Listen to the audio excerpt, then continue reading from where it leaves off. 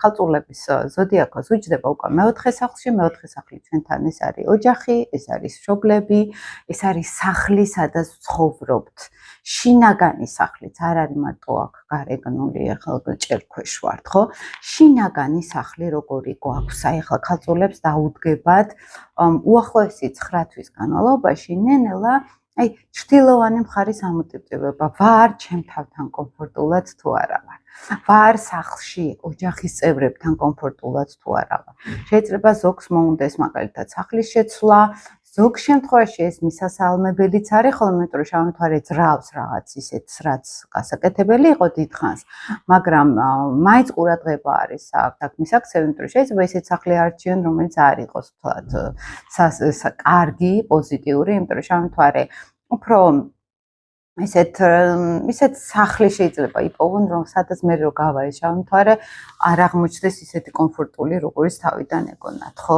აი ძალიან დიდი ყურადღება არის აქ საჭირო, შეიძლება იყოს შინაგანი უკმაყოფილება, საკუთარ კომფორტს რო ვერ პოულობს ადამიანი, შინაგან კომფორტს, დაბზაბულობა ოჯახის წევრებთან, ეს ერთ-ერთი მხარე არის, ისიც იქიდან გამომდინარე, რომ შეიძლება გავაცნობიერე ისეთი ბავშვობის ტრამვები ან ისეთი სიღრმეები, რომ მივხვდი რომ თორედ ისე არ ყოფილა ყველაფერი როგორც მეგონა, ოღონდ ლიტია გადამეტებულ ემოციებს იძლევა, შეიძლება იმ მომენტში ძალიან მტკინვეული ემოციები შეგვიქმნას, ხომ? და რო გადავა ეს ტრანზიტი, მე რატო გავაფუჭებ თქვათ ურთიერთობა, ხო? ან რატომ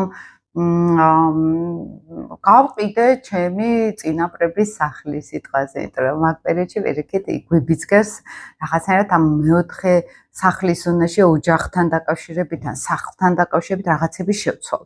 ყველაზე მინიმუმ შეიძლება უბრალოდ სახლში არ იყოს ისე კომფორტულად ადამიანი და გარეთ უნდადეს სულ გასვლა, ხო?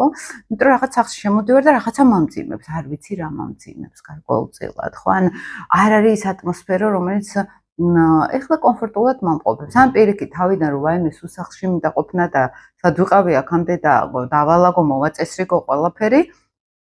და მე ნენელა მივხვდი რომ არ მაძლევს ეს სახლი იმას, რასაც ველოდი. ხო, ანუ ლიტმა ეს იცის თავიდან აღრთოვანება, იცის თავიდან აქტიურობა იცის და მე რაღაც აღმოჩნდება იქ ისეთი, რომელიც ცოტა დაგვამძიმებს, ან ფეიკი იყო მაგალითად. ვისთვის როგორ იქნება, მაგრამ მეოთხე სახლი რადგან არის აქ ქალწულებისთვის, აი ბინასთან დაკავშირებით ცვლილებები, მაინც ესე რეკომენდაცია არ არის. ზოგ შეიძლება იმიგრაცია უნდოდეს, რომ აი იფშილდოსანში არის თან, ხო, რომ აი ჩემი ბედი, ჩემი გზა არის უცხოეთში. აქაც ცოტა დაფიქრება არის საჭირო, პირად რუკაში უნდა ინახოს უკვე მანდ რა ხდება.